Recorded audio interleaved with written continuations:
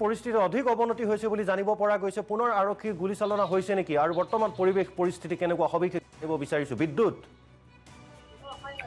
হয় ক্ৰমাৎ অৱনতি ঘটিছে কৃষ্ণাই পাইকাৰ অঞ্চলৰ যি বেতবাৰী অঞ্চল আৰু আচলবী অঞ্চলৰ উচ্চস্থলী আৰু ক্ৰমাৎ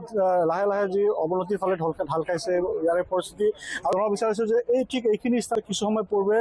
অগ্নি সংযোগ কৰিছিলে দুৰ্বৃত্তই আৰু এনেদৰে যি স্কুলৰ আচবাব পত্ৰসমূহ আছে তেওঁলোকে জ্বলাই পেলাইছিল আৰু এনেদৰে আচবাব পত্ৰসমূহ ইয়াতে পৰি থকা আপোনালোকে দেখিবলৈ পাইছে আৰু তিনিজনকৈ লোকক ইতিমধ্যে যি আটক কৰা খবৰ লাভ কৰিছে আৰু তিনিজনকৈ লোক ইতিমধ্যে আৰক্ষীয়ে আটক কৰিছে আৰু আৰক্ষীয়ে যি ME school Bidyapara ME school ইয়াক আৰক্ষী ছাউনী হিচাপে তেওঁলোকে ৰূপান্তৰিত কৰিছে আৰু এনেধৰণে আৰক্ষী আৰু CRPF বাহিনী আছে টহল দিয়া দেখিবলৈ পাইছোঁ গোটেই অঞ্চলটোত আৰু এনেদৰে তীব্ৰ চাঞ্চল্য বিৰাজ কৰিছে বৰ্তমান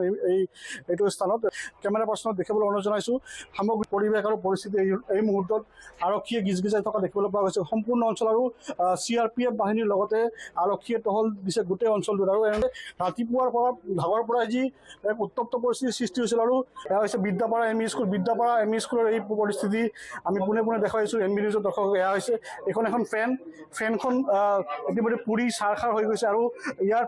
পিছফালে যদি আপোনালোকে চাই এয়া হৈছে পাঠ্যপুথিসমূহ জ্বলি চাৰখাৰ হৈ গৈছে এইটো সময়ত হয় মই আপোনাৰ ওচৰলৈ আকৌ আহিছোঁ আজি তাত যিখন বিদ্যালয় জ্বলাই দিয়া হ'ল বুলি জানিব পৰা গৈছে যেতিয়া ঘটনাটো তাত সংঘটিত হৈছিল সেই সময়ত তাত কোনো আৰক্ষী প্ৰশাসনৰ লোক উপস্থিত নাছিল নেকি বিদ্যালয়খনৰ ওচৰে পাজৰে আৰু বিদ্যালয়খনো যিহেতু সেই যি চৰকাৰী ভূমিতে পৰে নেকি বা উচ্ছেদস্থলী একেবাৰে কাষত নেকি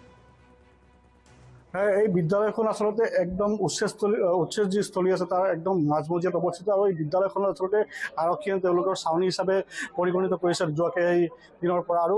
যিটো সময়ত এক উত্তপ্ত পৰিস্থিতিৰ সৃষ্টি হৈছিলে সেই সময়ত ইয়াৰে আৰক্ষীসমূহ এই স্থানত টহল দিব গৈছিল আৰু ঠিক সেইটো সময়ৰ সুযোগ লৈ তেওঁলোকে দুৰ্বৃত্তই আহি এই স্থানত তেওঁলোকে অগ্নিসংযোগ কৰা বুলি আমি খবৰ লাভ কৰিছোঁ হয় কিমান লোক হ'ব পৰিয়াল কিমানটা আৰু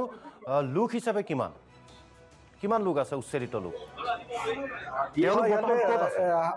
1080টা পৰিয়াল থকা বুলি আমি ইতিমধ্যে খবৰ লাভ কৰিছোঁ এইটো অঞ্চলত 1080টা পৰিয়াল অৰ্থাৎ মানুহ ব্যক্তি হিচাপে কিমান হ'ব 5-6 হাজাৰ আৰু তেওঁলোক বৰ্তমানে ক'ত আশ্ৰয় লৈ আছে আৰু তাত পৰিস্থিতি কেনেকুৱা হয় আমাৰ যিহেতু এই স্থানত উচ্ছেদ চলাইছিলে আৰু এই মুহূৰ্ততে তেওঁলোকে ইয়াতে অৱস্থান কৰিছে আৰু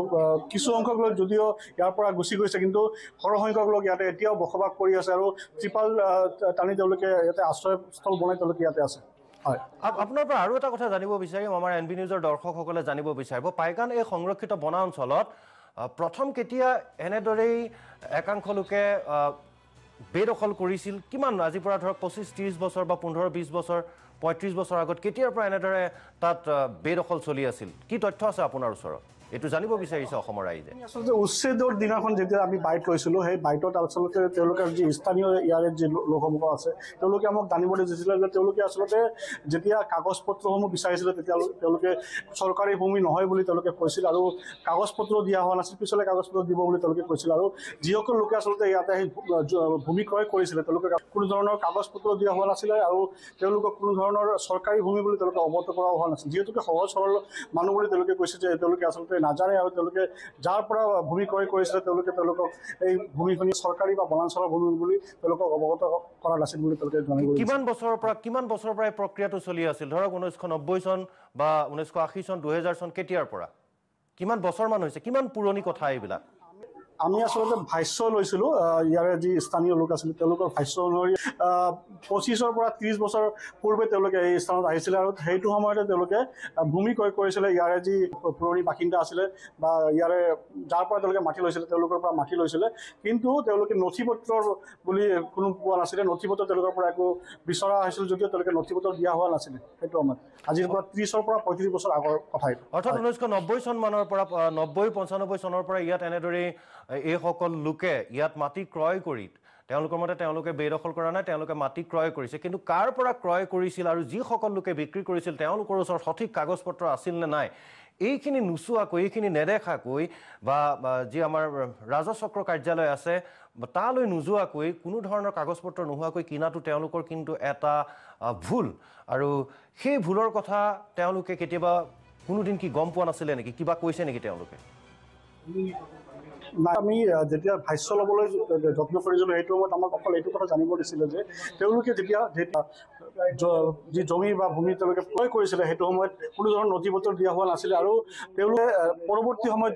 জমিৰ যি নথি পত্ৰ তেওঁলোকে লাভ কৰিব বুলি তেওঁলোকে প্ৰতিশ্ৰুতি দিছিলে কিন্তু যিহেতু যিসকল লোকৰ পৰা তেওঁলোকে জমি ক্ৰয় কৰিছিলে এই সময়ত তেওঁলোক উপস্থিত নাই বা তেওঁলোকে 30 বছৰৰ যিহেতু পূৰ্বৰ কথা তেওঁলোকৰ হাতত কোনো ধৰণৰ সেই লোকসমূহৰ যি ঠিকনা নাই বা তেওঁ যাক ধৰি তেওঁলোকে ধৰিব যে আমাৰ আচলতে কাগজ পত্ৰবোৰ কলৈ গ'ল সেই মানুহখিনিয়ে আচলতে এই মুহূৰ্তত তেওঁলোকৰ লগত নাই বা তেওঁলোকৰ কোনো ঠিকনা তেওঁলোকৰ হাতত নাই যে তেওঁলোকক গৈ তেওঁলোকে ধৰিব আমাৰ কাগজ পত্ৰবিলাক আমাৰ যি নথি পত্ৰ আপোনালোকৰ দিয়া কথা আছিলে সেই নথি পত্ৰবিলাক আচলতে কলৈ গ'ল বুলি কোৱাৰ মানসিকতা ইয়াতে নাই হয় ধন্যবাদ জনাইছোঁ বিদ্যুৎ চৰকাৰ সবিশেষ তথ্য দিয়াৰ বাবে আপুনি তাত থাকক আৰু আমাক ডাৰৰ খবৰ ডাৰে দি থাকিব আমি পৰৱৰ্তী সময়ত আপোনাৰ ওচৰলৈ আকৌ যাবলৈ চেষ্টা কৰিম পৰৱৰ্তী বুলেটিনত আৰু